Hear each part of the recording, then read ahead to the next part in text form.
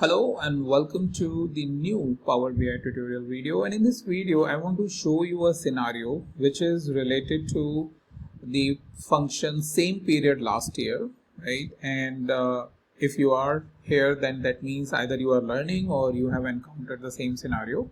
That's why you want to know the solution. So basically what it has is, let's say the current date or the today's date is the 8th of May 2025, and we have the values which let's say is this, but you also have the future dates in your data set and you are getting the last year value for these future data as well. So if you have a requirement that you only want to see these last year values till this latest day or the today's date. Why? Because think about a scenario that you have till today, you have the actual sales, and let's say this is a forecasted sales, right? So you want the actual comparison with the actual, let's say, right? And just want to make sure that you have the last year value till the 8th of May only, and you have, let's say, these 2024 values as well, based on which you will going to get the last year value. So whole idea is this, how we can restrict it so that it is not going beyond today's date, or the function same period last year is not fetching the values for the future dates if they are present in your database, right? So that is the solution, only till the current date or today's date. So I'll show you how you can do that by writing a quick formula and a quick calendar configuration.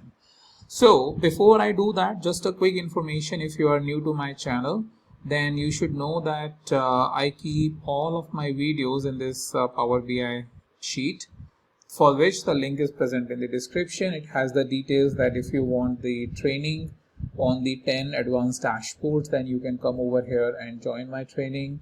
Second is that I have all of my 350 plus videos in a very easy to find manner, where you can come search for any video. Video link is present over here. You can go directly to that video link. Topic, category and difficulty level is something I am adding. So with that also you can filter and get the related information. Some more videos related to the exercises that I have posted, you can find it over here. So that's there. Plus, if you want to get a hand on my workbook like this, or my previous workbooks, previous solutions, all of that is something you can get once you join my Google group. So join my Google group, link is present in the description, and then you get an email where you can get the information about my workbooks and data sets and other stuff which I maintain. Okay, with that, over here what you have is basically this data set. So what I will going to do is, first thing first is we need to create a calendar table like I have done for this second scenario.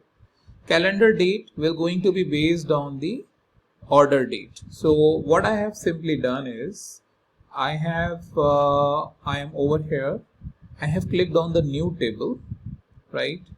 After clicking on the new table, it basically gives me this blank space for writing the formula, and I write the table name, which is part second scenario, and the calendar. And then I'm saying in the calendar, minimum first date is minimum of order date, last date is maximum of order date, as simple as that. And it gives me the date table. Okay, so first is this. Now for you, let me ask you the interview question. Why do you need the calendar date when you have the order date already? So give an answer to that, and give it proper answer, so that your interviewer, or I, let's say in this case, is satisfied with your answer. So that's another exercise that you should do. Second thing is, once we have the calendar date, the first date we will going to bring in is the calendar date, which is this one, right? And also, even before that, if an automatic join is not done, then simply bring this date on top of the order date, and a join needs to be in there. Just make sure that you are doing that. Once this is there, then we will produce a table, front end table, where we have the date, the newly created date from the calendar date. Then we have the values, which is the sales value, right? Now what we have is a simple formula, which I think you will also going to write, which is based on the this thing, not this one, hold on, yeah, I think by mistake it has gone over there. So the formula that we usually write is the calculate sum of sales, same period last year, and the calendar date. Because if we write this formula, it brings the previous year values right in front of the existing or the current year values, but it does not stop automatically over here.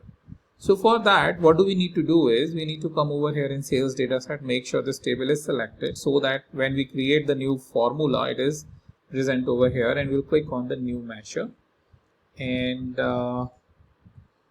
we will say values till today. Just a random name I'm giving, but you can give it much more meaningful name as per your business need. And this will be going to be, first of all, we need to identify the today's date. So variable current day is equals to today, right? And then we will say return, and we will say if, right? If our current day is less than equals to, and one more thing, sorry, this is not the case. Current day is, sorry, max is calendar date. Max is this date. Okay. Here we were going to say today. I just realized that I did not write. I did not put it correctly. So if current day is less than equals to today, then we need to calculate the sum of sales, right? And then we need to say same period last year and calendar date. Okay. And close it, and close the if condition as well. So values till today. All right, values till today. Let me bring it over here. And now you see the same formula, but since we have restricted the calendar date to today, it has given us the input. Now with that, you have all the flexibility that you want to keep it till today. You want to keep it, let's say, today plus 5 days, today minus 5 days. All those things, all those scenario basically opened up once you know that this is what the calculation will going to be, right? Maybe it is the case that today's value is not always come at the first thing of the day, so you need to have till the yesterday. So for that, you simply say today minus 1, right?